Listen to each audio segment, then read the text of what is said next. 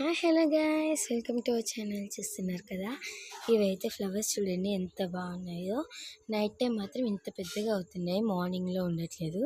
ఇదైతే బీరకాయ చెట్టు ఫ్లవర్స్ అనమాట. చూడండి, ఇవన్నీ అవే ఫ్లవర్స్. మార్నింగ్ టైం అసలు ఇలా ఉండట్లేదు. ఫ్లవర్స్ అయితే మొత్తం అంతా డల్ అయిపోయి మొత్తం ఊడిపోతున్నాయి.